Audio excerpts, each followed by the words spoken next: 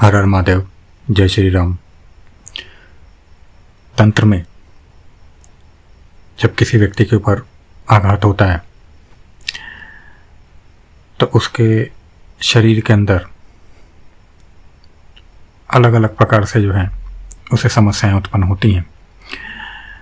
इन्हीं में से एक समस्या है कि उस व्यक्ति को ऐसा लगने लगता है कि उसके शरीर का छेदन हो रहा है, जिसे आम भाषा में बोलते हैं कि उसे लगने लगता है कि उसके शरीर के किसी अंग में या पूरे शरीर में सुइयां जो हैं वो चुभ रही हैं या चुभाई जा रही हैं।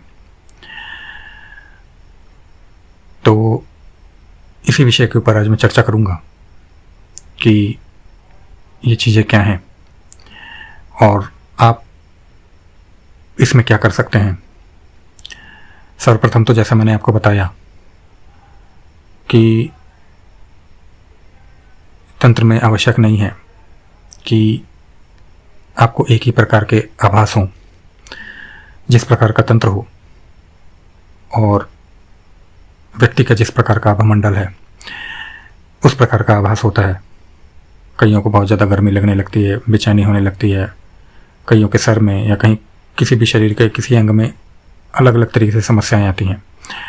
उसी में से एक समस्या जो मैंने आपको बताई, जो लोगों के साथ में होती हैं कि उनको सुइयां चुभने लगती हैं और उनके सर में, पैर में, हाथों में, पेट में कहीं भी सुइयां चुभने लगती हैं।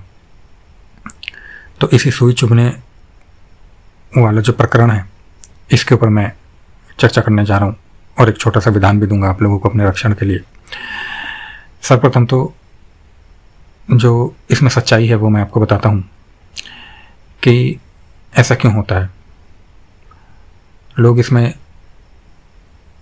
ये समझते हैं कि हमारे पर पुतली बना के तंत्र किया जा रहा है। आवश्यक नहीं है। पुतली बनाने के कुछ नियम होते हैं। प्रत्येक व्यक्ति पुतली नहीं बना सकता। करने वाला या करवाने वाला कोई ना कोई चीज़ चाहिए होती है और व्यक्ति भी करने वाला उस प्रकार का सामर्थ्यवान होना चाहिए। या तो ये पुतली तंत्र के द्वारा आपके साथ में किया जा सकता है। दूसरा, ये शक्तियाँ चला चला के भी आपके साथ में किया जा सकता है और ये शमशानी शक्तियाँ ही होती हैं जो छेदन करती हैं। प्रत्येक शमशानी शक्ति भी आपका छेदन नहीं करेगी। इसमें शमशान की कुछ शक्तियाँ होती हैं जिनको कि जब चलाया जाता है या विशेष करके उन्हें चलाया जाता है तो इस प्रकार का काम करती हैं। यदि मैं नाम बताने जाऊं तो 2-3 प्रकार की इस प्रकार की शक्तियाँ हैं, जिसमें से कि मसान एक है, वो इस प्रकार के कार्य करता है। अब समझने वाली बात यह है कि इसमें पुतली तंत्र हो रहा है या आप लोगों के ऊपर शक्ति चलाई गई है, क्योंकि ये जो है ये चीज़ आप लोगों को कोई जानकार व्यक्ति ही बताएगा। ये जानना इसलिए आवश्यक हो जाता है क्योंकि फिर तंत्र का उसी प्रकार से काट होता है। यदि पुतली तंत्र है तो शक्ति हटाने से नहीं हटेगी और उसको उस तंत्र को कटवाना पड़ेगा। और यदि शक्ति चलाई जा रही है बार बार तो आप तंत्र काट के पीछे यदि लगे पड़े हैं और ये चीज़ें हैं तो उससे नहीं होगा, फिर शक्ति हटानी पड़ेगी।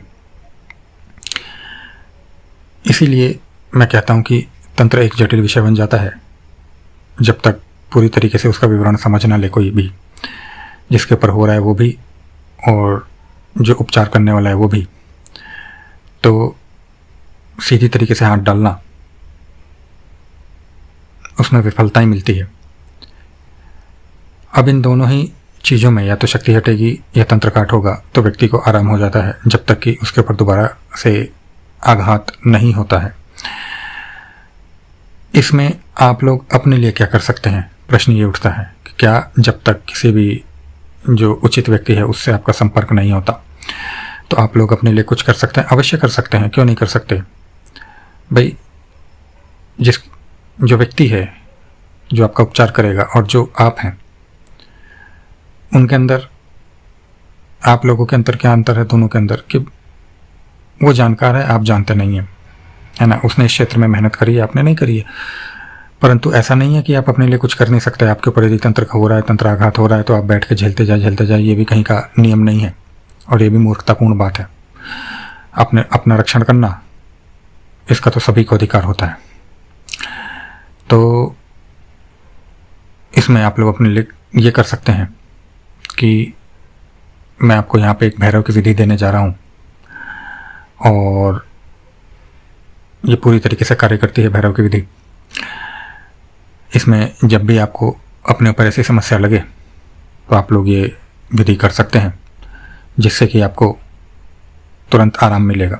चाहे वो पुतली तंत्र हो, चाहे वो शक्ति चलाई गई हो, आपके शरीर को आराम मिलेगा। इसमें मैं ये नहीं कहता कि आपका तंत्र होगा तो तंत्र कट जाएगा, ये शक्ति होगी तो शक्ति हट जाएगी, परंतु आपके शरीर को आराम मिलेगा। अर्थात यदि शक्ति होगी तो उसका प्रभाव आपके शरीर से तुरंत उसी समय के लिए हट जाएगा, और तंत्र भी होगा तो तंत्र का प्रभाव भी उसी समय के लिए हट जाएगा।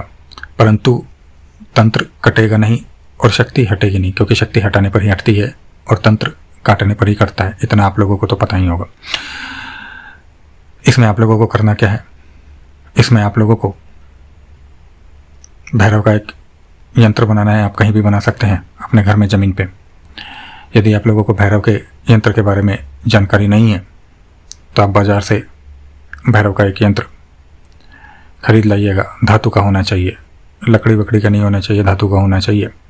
छोटा या बड़े से कोई समस्या नहीं है। वो कागज़ का भी नहीं होना चाहिए, वो लकड़ी का भी नहीं होना चाहिए, धातु का होना चाहिए। भैरव का एक यंत्र खरीद लाइएगा। उस भैरव के यंत्र के ऊपर आप लोगों को जो है वो एक छोटा सा हवन कुंड या एक मिट्टी का पात्र वो स्थापित करना है, और गाय के उपले के ऊपर उस पात्र में या हवन कुंड में आप लोगों को 108 आहुतियाँ भैरव के नाम के देनी है। और जो उस 108 आहुतियाँ होने के बाद में जब अग्नि शांत हो जाए तो जो उसके अंदर जो भस्म बनेगी, उस भस्म को आप लोगों को छान के साफ करके रख लेना है।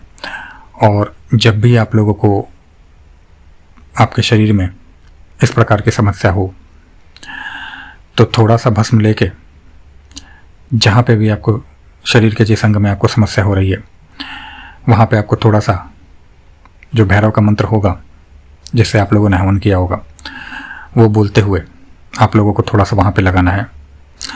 और थोड़ा सा जो है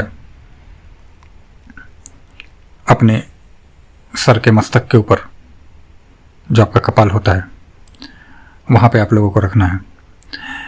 इससे आप लोगों को जो है अतिशीघ्र आराम मिलेगा, और जैसा मैंने बताया कि प्रभाव जो है वो जाता रहेगा। परंतु समस्या एक ही है कि आप लोगों को तंत्र काट या शक्ति हटवानी पड़ेगी। यदि बार बार हो रहा है तो आप लोग बार बार कर सकते हैं, अनंत बार आप लोग कर सकते हैं, इसकी कोई समस्या नहीं है। परंतु बात इतनी सी है कि आप लोगों को जब भी होगा आप लोगों को करना पड़ेगा। मैंने ये विधान इसलिए यहाँ पे दे रहा हूँ क्योंकि आप लोगों के पास अपने रक्षण का विधान होना चाहिए। प्रत्येक व्यक्ति को ये अधिकार है कि अपनी रक्षा, अपने परिवार की रक्षा स्वयं से कर सके। इसके लिए कोई सिखाने वाला भी होना चाहिए, वो एक अलग बात है। तो इसमें जो मंत्र है, वो मंत्र जिन लोगों को आवश्यकता होगी वो मुझसे संपर्क कर सकते हैं। मंत्र और विधान दोनों आज्ञा से ही चलेंगे, इतना आपको बताने की आवश्यकता नहीं है। तो इसीलिए भैरव की आज्ञा जिस पर होगी, मेरी आज्ञा जिस पर होगी, उस व्यक्ति को यदि वाकई में इसकी ज़रूरत होगी तो मैं ये मंत्र प्रदान करूँगा। आशा करता हूँ आप लोगों को कुछ नया जानने को मिला होगा।